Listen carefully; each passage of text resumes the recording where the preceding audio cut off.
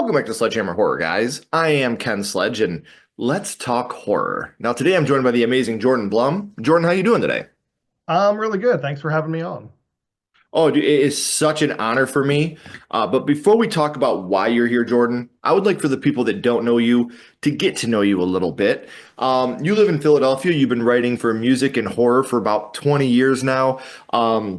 Writing in places such as Consequence, Loudwire, Metal Injection, Metal Sucks, Kerrang, Prog Music, What Culture, Grammy.com. You're kind of all over the place with all these things. And how did you get started in writing like that?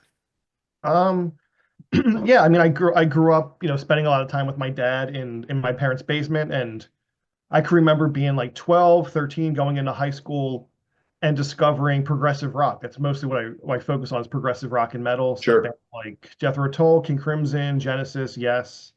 And then going into college and eventually getting more into like heavier stuff like Opeth, Between the Buried and Me, Dream Theater. And as soon as I got to college in 2005, I started writing for the newspaper and kind of just demanding that I give attention to music, older music, but newer music, reviewing newer stuff. And it just kind of went from there. I started writing for a site called Delusions of Adequacy. And then I started writing for a site called Pop Matters.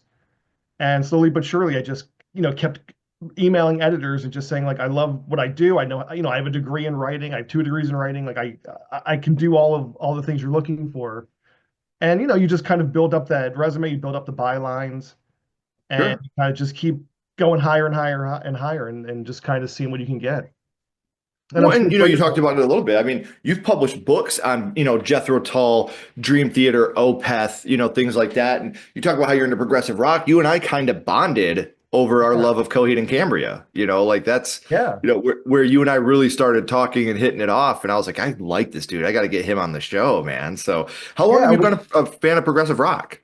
I would say, yeah, about 20 years ever since I started high school. And it's funny because when I was in high school, I was kind of more of that stereotypical like progressive rock snob, but there is like that stereotype, which I totally refute. As you get older, you expand your horizons. But for a bit, I was very much Sure. just into that stuff. And if it's not 20 minutes long, if it's not in a bunch of time signatures, I don't care. Branch out of that, of course. Um, but yeah, I've just kind of been obsessed with it, and it's been such an honor and a dream to get to talk to people that I've looked up to, talk to people that my dad has looked up to.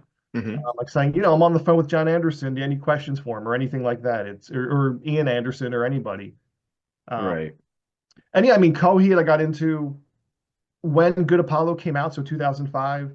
One of the first reviews I did kind of semi-professionally was for No World for Tomorrow. Yeah. And ever since then, I've just been covering what they've done. You and I spoke before about how I spoke to Josh for about 2 hours when uh, Color Before the Sun came out. We bonded over Equal Vision and bands like The Deer Hunter. And I actually, a few years ago, I got an email from another publisher called Rocket 88. They do like books. Yeah. And I said, "Are you guys looking for any artists?" And they mentioned Coheed, and then it didn't work out. But I was this close to writing a book about Coheed, and the dream is Ah, still that would have there. been so sick, dude. Yeah, Right. what amazing. Well, I mean, like you said, the dream doesn't go away, man. They're still out there. Right. They're still kicking ass. Their newest record, The Father of Make Believe, so good, guys. If you haven't checked that out, make sure you do. As well as all of Jordan's stuff. All those links are down in the description. I have his social media links, some links to his articles. Make sure you're checking it out. He's a very talented writer. I was so honored to read some of his reviews that he's done. He was shipping them over to me, and I was so stoked reading what he's done. And it really is a great honor to have you here. So I want to make sure you guys are doing your due diligence. Make sure you're following him.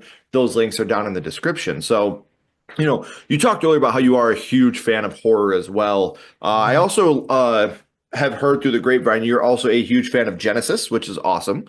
You Mhm. know, Oh yeah. He's- Yeah. Genesis up until a point. That's kind of always like the running gag is, I always put in my biographies as like a joke. In my spare time, I like to yell at strangers about how much Genesis sucked in the 80s, which maybe, I haven't heard everything, but I kind of feel like after, and then there were three it was really when Steve Hackett left, I think, and they yeah, more towards like the Phil Collins pop stuff. I mean, Land of Confusion is a brilliant song. Like you can't deny that. But no, I very much am in the Gabriel Foxtrot Lamb Lies Down. Like that's my shit.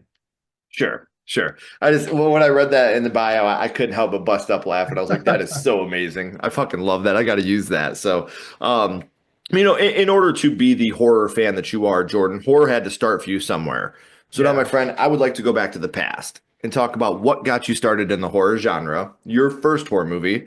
And Jordan, the first horror movie you watched was, Poltergeist from 1982. and we talked about this, still to this day, probably the scariest PG horror movie of all time. Yeah, I rewatched it recently, and like I've seen a bunch of times. It's famous for that, but I still had to go on IMDb and just say like, was this really PG? And I know it was before the PG-13 rating, Mhm. but like I mean, I forgot that with the tree scene, for example, when Robbie gets like taken by the tree, I forgot that there was like blood on his face, and I Yeah. forgot that that first night the parents are smoking pot, and I was just like. I mean that's such an important part of making them feel like a real family and the whole Spielberg whimsy. But I Mhm. just remember thinking like they would never get away with a lot of this stuff now in R-rated No. horror, I think, for some of it. Right. And you talk about the influence this movie has, and this is something we'll really dive into, but do you remember about how old you were the first time you had seen it? I feel like I was 5. That could be wrong. And I just have like snapshots in my head of watching it with my mom. I remember my dad coming home from work, and I remember him saying, like, you're letting him watch that? Why are you guys watching that? So I remember being 5. I couldn't have been much older than that. Um, Sure. and I like the two scariest scenes, I'm sure a lot of people would agree with, is the one where the one researcher, claws his face off. That like just frightened me, of course. And then I would still say probably the scariest clown in horror, to a degree. Like Yeah. you again, like you still watch that scene older, and it's still creepy, and it still like baffles me that they put that in a PG horror movie.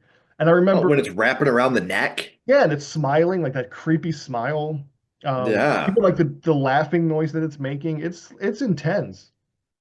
And I remember the night I saw it, my sister was in the next bedroom. And I don't, again, I have like snapshots in my head of it, but I remember that I had like a yarn clown figure. And I remember waking up that night and going into like opening her door and throwing the clown in her room, maybe waking her up or scaring her. But it was just like, I'm not having this in my room tonight. Yep. You were like, nope, no more, sis. No. But so we know what scene affected you the most from Poltergeist, and Yeah. man, it is such, like you said, there's so many layers to this movie. This is another one of those movies that you get a totally different feeling watching it as a kid versus watching it as an adult. And watching it with your mom for the first time, seeing a lot of these really terrifying, really scary things. But there's a lot of levity to this movie as well. There are a lot of moments that are funny and a lot of moments that are, just a lot of like great moments of family together. So we know what scenes affected you the most, Jordan, but what would you say your favorite scene from Poltergeist was? It's a good question. Probably, yeah, like those early scenes, like I really like kind of one of those first scenes where the one friend is riding his bike up to the house and he's got the beer and Hmm. Craig T. Nelson and the neighbor going back and forth with the remote. Like it's kind of a cliche thing to say, maybe, or just like I don't know, a boomer thing or whatever. Even though I'm just like 37, but it's like movies back then, like especially with that Spielberg touch. It felt like again whimsical. It felt warm. This felt like a real family before you Yeah. even like get to the horror. In the same way, so many movies from like the 70s and 80s, I think, did that. Like The Exorcist, like you take a bit of time to build up. It's not just, and it feels like a real family. So I love that. Kind of going into the scene where like the mother, Joe Beth Williams, is making breakfast and like the chairs move, and then he gets home and she's like jumping up and down when she gets the chair to move. And not to keep repeating myself, but it just feels like you're watching not a documentary, but just like a real family in a real house. It doesn't feel like a movie. Well, and that's where great character development comes in. Yeah. Something I've said for a long time is I feel like the best horror movies are family dramas that are wrapped up in some fear. Yeah. And this is a great example of that. Like you said, they're getting high together in bed. They're trying to make love, and then one of the kids come in. It's like, ah, you little bastards. Like Yeah. there's so many family-esque moments throughout this movie that are so sweet. And I do got to ask, I know we talked about this, through chat, but I would like to talk about it on screen as well. Poltergeist is a part now of a four-film franchise. You have the original trilogy and then the remake. So of the franchise, which one would you say is your favorite? The first one. I think, I mean, I think that's probably most people's, or at least I think it's a good question because I think it's an idea or an example where you can separate like what's the best versus what's your favorite, and it doesn't have to Sure. be the same answer. For me, I think it would be the first one for both. Um, I haven't seen the other ones. I never saw the sequel, as I told you. Like I don't want to watch. I would watch it, I guess, but it just to me, it's just like why? Why did you do that?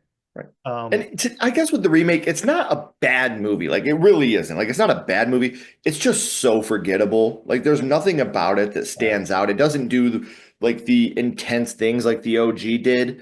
Um, Kudos to them for trying to make it their own. They really did. They took the idea, they made it their own. But it doesn't hold up as well. And it's just like when we went to do our versus episode on it and rewatch it, like Ashley and I went and seen it in the theater. And then when we did our episode on it, I was just like, I don't remember any of this. Like it was so forgettable. Like that's again, it's not bad.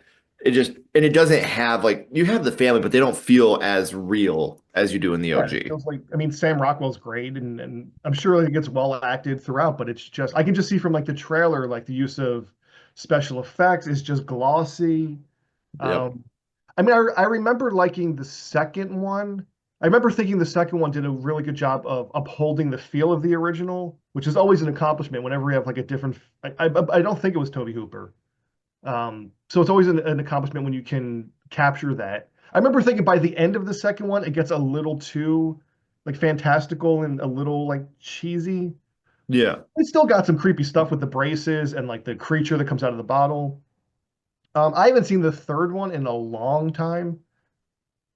I remember it still being creepy, and I remember again like it has Lara Flynn Boyle, so that has some like Twin Peaks cred for me. So even if it's not like as good as the other two, maybe it's still unique enough. It's still got like its own creepy vibe and imagination with like the mirrors and the swimming pool in the parking lot. I remember like it's still got some inventive stuff in there.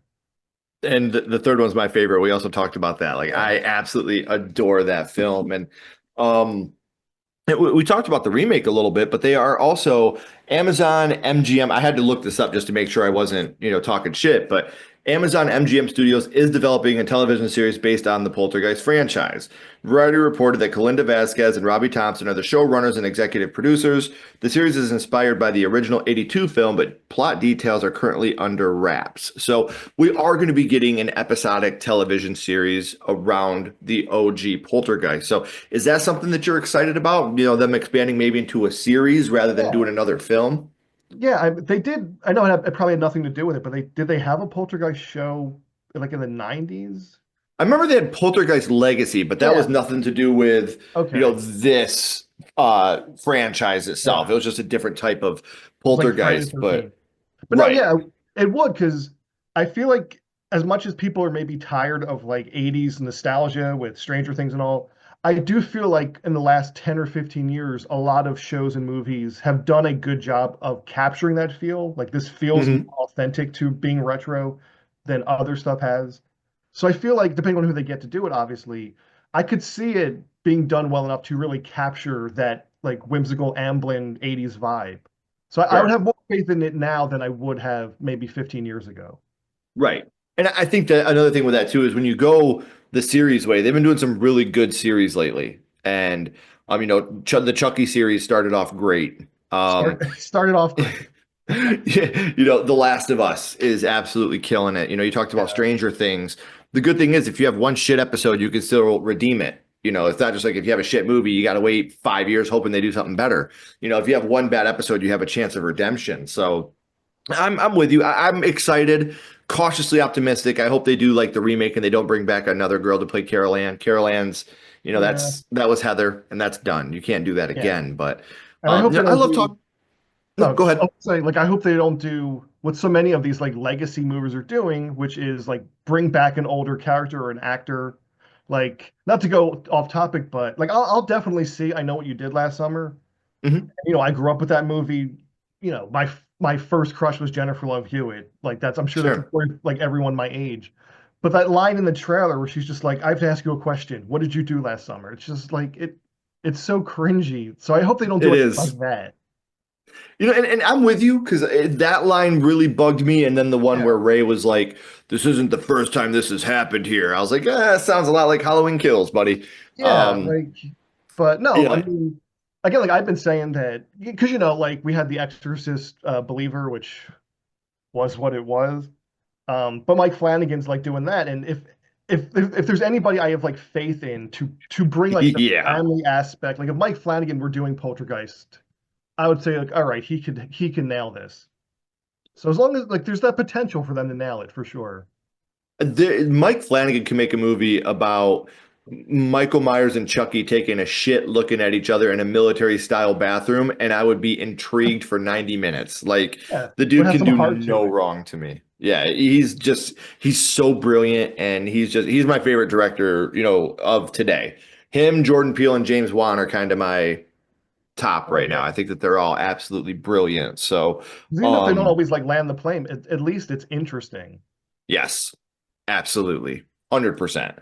So we talk about Poltergeist and what that movie means to you being your first horror movie. But here for a second, I do want to throw a little bit of a curveball at you. My little buddy Ghostface is here, and he has a question for you. Okay. What's your favorite scary movie, Jordan? Oh What is your God. favorite horror movie of all time? Well, I mean, I would say my favorite movie, I guess maybe it borders on horror, is Donnie Darko, which is Sure. and the one movie, like legitimately the one movie I refuse to watch is S Darko. Like I will never watch that movie because it just should not Don't do exist. it. I mean, when you initially pitched me on this, I was trying to remember if Poltergeist was my first one, and it definitely was. But immediately after that, it was Evil Dead 2 and Army of Darkness. So those always have like a special place in my heart. Um, I really it's a new one. It's two new ones really, but I would say maybe to me the two best horror movies of this like decade are Talk to Me and When Evil Lurks. So those Mhm. are immediately up there for me. Dead Alive, Peter Jackson's Dead Alive is maybe like it's Evil Dead on like acid. It's like that's what That it gives custard me. scene, man. It's so great. Um, yeah, there's a lot of them. I mean, the original Nightmare on Elm Street, of course. The original Black Christmas, which No, maybe a hot take. I don't know if it's a hot take, but I think Black Christmas is better than Halloween. Like Halloween 100%. is influential, but Black Christmas is I mean, the voice he does is like it sounds like The Exorcist. It's scary. I Black Christmas a million miles better, and I'll fight anybody on that one. I will take that one. Especially Ashley, if she hears me. If you can hear me, Ashley, Black Christmas is better than Halloween. It Um, is. she's gonna run back and beat my ass at some point. But no, I think and Jess Bradford's my favorite final girl of all time. Yeah. You have her in 1974 telling a man, "I'm gonna get an abortion. I'm not gonna drop out of school because you want me to." Yeah. I mean, that's what's Olivia Hussey, God rest her soul, was, Jess Bradford was just absolutely magnificent. and it's what's so interesting, and I'm certainly not the first or hundredth or thousandth person to say this, but it's so interesting how you look through like the annals of horror and especially like slashers, and on one hand you could argue that it's misogynistic. On the other Mhm. hand, you could say, no, there's always the final girl. There's so much like empowerment. So it's just interesting. Like and Black Christmas, yeah, with the whole like abortion subtop or subplot and all, there's so much commentary to that goes beyond just a creepy guy in like a Huge. sorority house. And Um, it's got genuine belly laughs in that movie. Like, oh, she Margot gave it to you, Kidder. did she? Yeah, Like it's such a good movie, man. I love Black Christmas. I could wax that car all day long. I think yeah, that that's one of the most perfect slasher films of all time. yeah. And what's interesting is I actually discovered it through Cody Leach's video about it. I was just like Hmm. skimming and watching his stuff, and I was like, oh, I've heard of this. He seems really enthusiastic about it. And immediately, like, probably wasn't that night, but like shortly after, I was like, all right, I got to watch this. I got to like cross this off the list. I was blown away by it. Dude, I'm telling you, man, like it checks every box for me. Like, and you never really know who the killer is. It has one of the most, dark, ambiguous endings of all time. Like, There's just so many. I mean, we know the killer's Billy, obviously, but I love the fact that all we ever see is his eyeball. You know what I mean? Yeah, Like like it's that's subtle. all you ever get out of him, and I Right. think it's brilliant. I love what they're able to do with that film. Yeah. And another one of my, I hesitate to say favorite because it's one of the most disturbing movies ever. Like look at any list and people will name it. So it's not that I enjoy it, but I get a lot out of what it's saying is a French film called Martyrs. There's an Okay. American remake that I refuse to watch. But the original Martyrs is like it's a lot, but there's just it's profound, I find. It's kind of like beautiful in how messed up it Sure. is and tragic. And any movie, like especially a horror movie that, can make you feel emotion for the characters, can make you question like, was this person right or wrong? Right. So again, like back to The Last of Us, is Joel the villain? Somebody certainly thinks so, and there's a lot of depth to that. Right. And Ashley, is that you? Black Christmas is better than Halloween. Um, she just got home, so I had to retell her. But yeah, no, and you're right. It if for those of you who didn't hear her, she said I'm sleeping on the couch tonight. Um, and it's just like even with The Walking Dead, what Rick and their people did to Negan at the satellite station. They could be if you watched The Walking Dead from Negan's point of view from the beginning, Rick's group would have been the villains. Yeah, So there's totally. always that flip of who's the real villain, who's the real hero, and that's always a scary, scary thing to think about, especially in movies like this. Yeah, and it's always that idea of like, you can be the what they call like the backseat driver or like the, sitting on the sofa weighing what they did. But if you were in that situation, Right. you don't know what you would do. Exactly. So man, Jordan, I've had an amazing time talking to you about Poltergeist. Talked a little bit about Army of Darkness There you too. go. No, Return of the Living Dead though, but Yes. next time. Black Christmas, Evil Dead 2, Donnie Darko, all these amazing things. But before I let you go, we always bounce back to the same question. We're going to go back to Poltergeist. And what we're going to do, Jordan, is rank this movie on a skull count. Now, we're not ranking it on acting, production, score, direction, nothing like that. We're not being critics. All we're doing is ranking this movie on how much it affected you on your first viewing. So, zero skulls being not effective, five being extremely effective. You can use half and quarter skulls anywhere in the middle. Jordan, what would your ranking of Poltergeist be? Probably 4.5. Like I wouldn't say that I had nightmares about it, that it made me afraid of televisions or, any long term that I can remember.